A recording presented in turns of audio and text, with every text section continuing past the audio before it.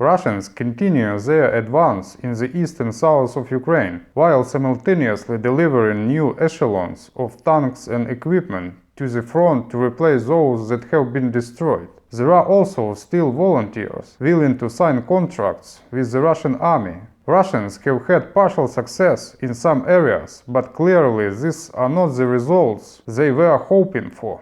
Hey, my name is Alex, and this is a quick update on the Russian-Ukrainian war from the perspective of someone living within it. Meanwhile, Biden's national security advisor, Jake Sullivan, during his speech at the Financial Times Weekend event, stated that arms deliveries approved by Congress could help hold the Russian advance this year and push them back in the next. Sullivan expects Russian progress in the near term on the battlefield, despite the new US funding package approved last month, because you cannot flick a switch overnight. However, in Sullivan's opinions, Ukraine will have the capability to hold the line and resist Russian aggression throughout 2024. Commenting on this scenario of war next year, Sullivan said that Ukraine intends to advance to reclaim territory taken by the Russians from them. Therefore, we might conclude that in the event of Democrats' party victory in the US elections, Ukraine's counteroffensive will occur in 2025.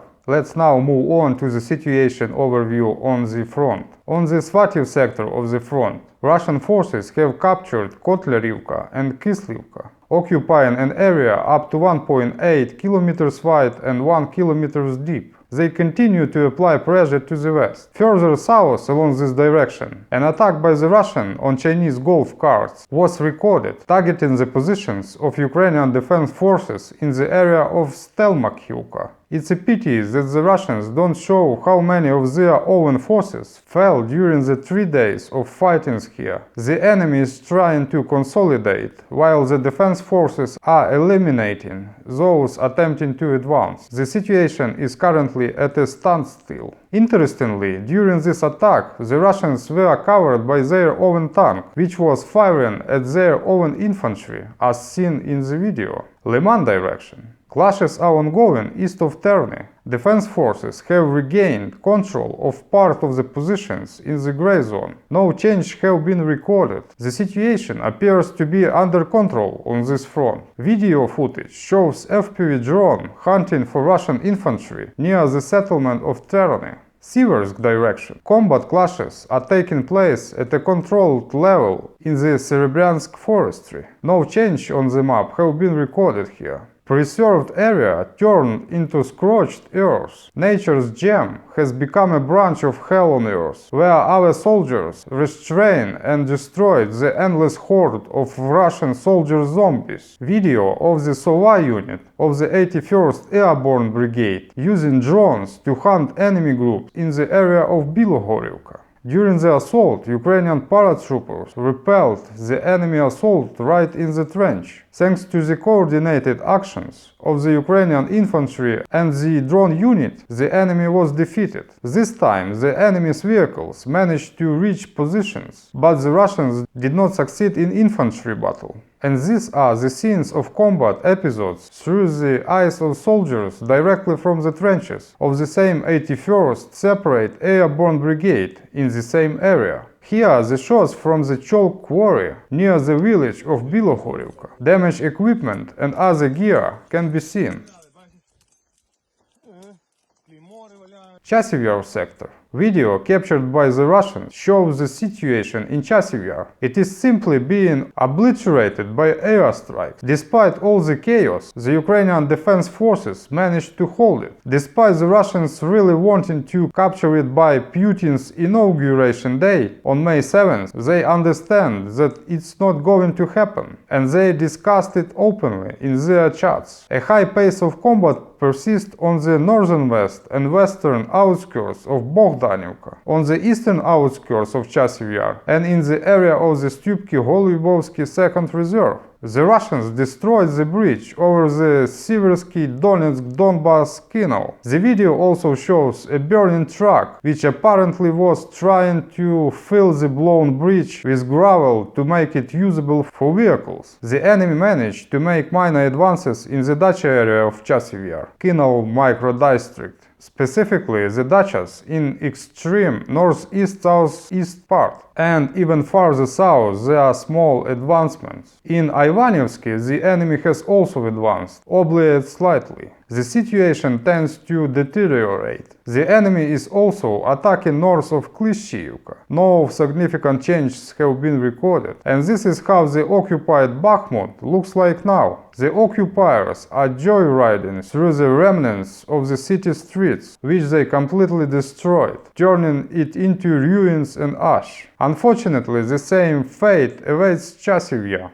Avdiivka direction remains the most difficult at this stage of the war. Footage shows the annihilation of a Russian tank with the turret blown off in this direction, operated by the strike drone operators of the 47th Separate Mechanized Brigade Magyura. The enemy occupied Arkhangelsk and landings eastward. Additionally, it is worth noting that all administrative boundaries of Ocheretino are now under Russian control. Active combat actions are taking place northeast of Arkhangelsk and north and south of Solovyovo. The enemy's advancement up to 1 kilometer towards Novopokrovsk and west of Orlivka in the direction of Umansky has been recorded. Enemy advancement up to 1 kilometer.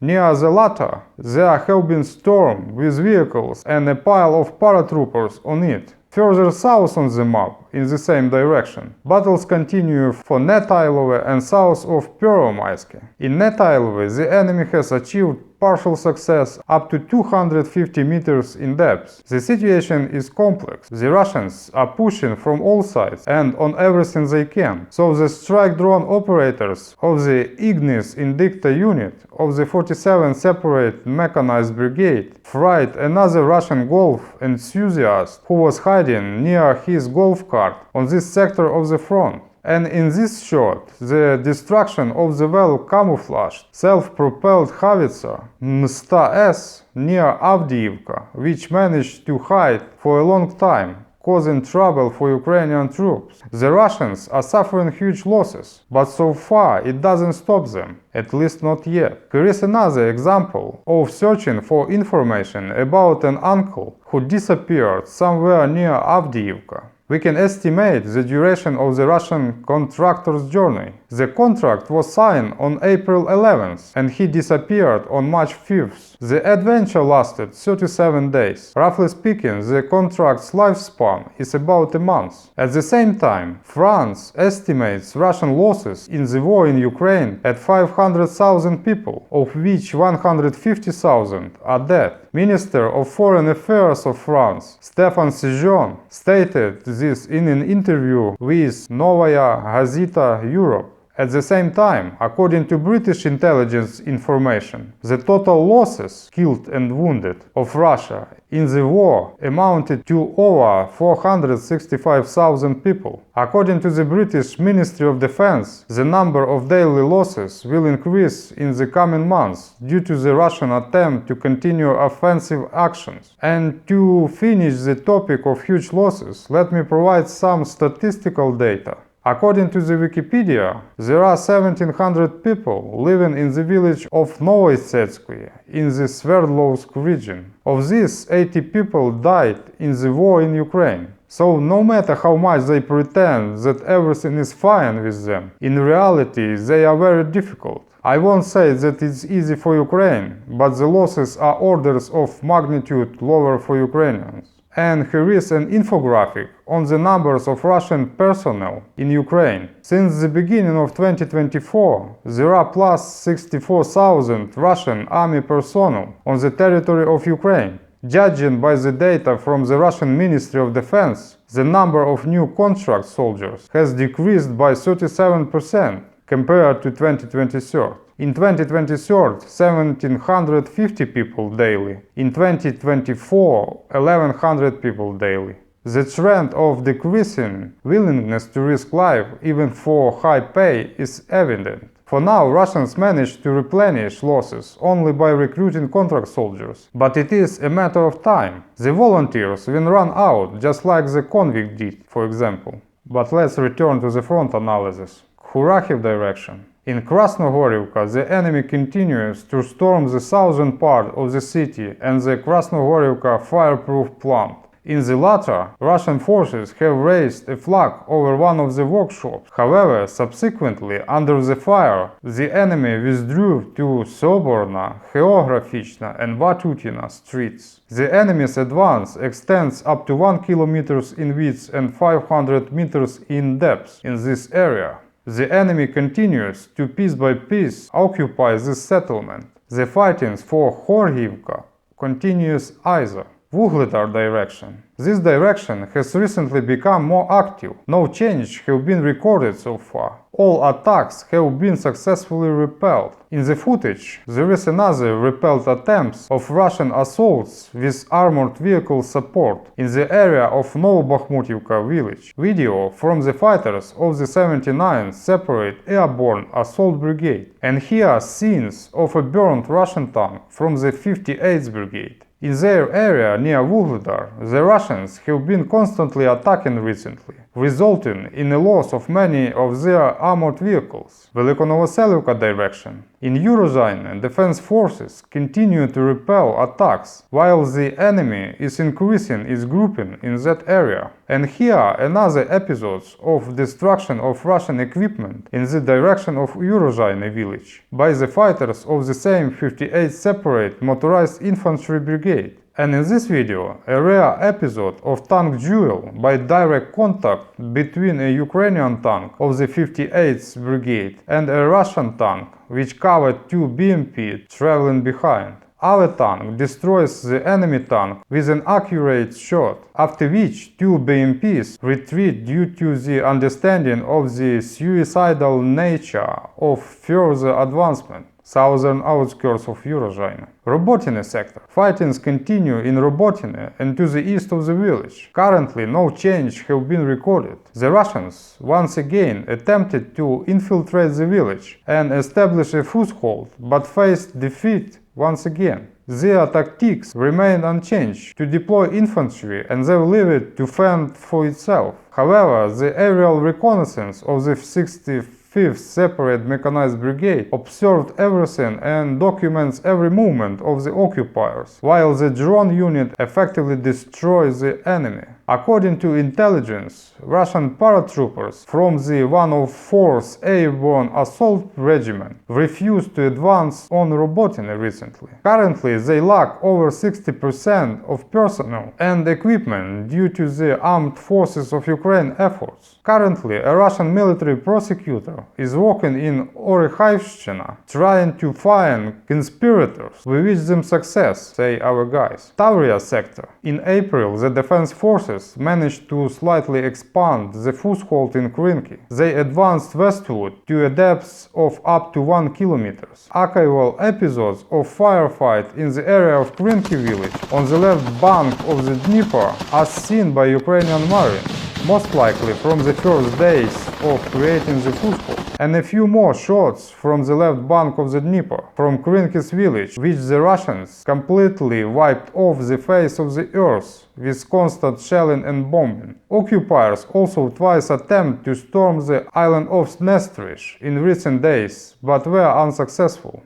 The Russians continue to launch missiles and drones attacks on the rear cities of Ukraine, often destroying civilian infrastructure. Harshly targeted are Kharkiv and Odessa. Here are the scenes from the recent attacks on Kharkiv. Some of the rockets and drones Ukrainian air defense system managed to intercept, while some reached their targets. Footage shows the mobile air defense group destroying a Shahid 136 drone in the Kharkiv region during one of the recent strikes. Here is some statistics for April. In April, compared to March, there were half as many drone moped launches, 295. The rate of interceptions remained high, with slight improvement, X-101 or X-555 missiles were launched in April, which is 100 fewer than in March. In April, the most used were guided aviation missiles and various types of cruise missiles, which are not counted in these statistics. Meanwhile, the Russians have brought in downed equipment from the war in Ukraine to Moscow for propaganda purposes, putting it on display. However, it all looks like another episode of the Planet of the Apes series. Local individuals aggressively punch the tank, strut and puff, threatening the Western NATO. From the outside, it looks quite bizarre, to say least. And here is a vivid example of how Russian propaganda works. Here is the state of a Ukrainian armed vehicle before the exhibition. And here you can see a newly painted cross resembling the German one. This is how they play on the emotions of Russians, associating it with the victory in World War II over Germany. The technology is simple but effective with ordinary Russians. And that wraps up today's video. If you found this information helpful or somehow insightful, don't forget to like, share and subscribe. And I hope to see you in the next video. Bye bye!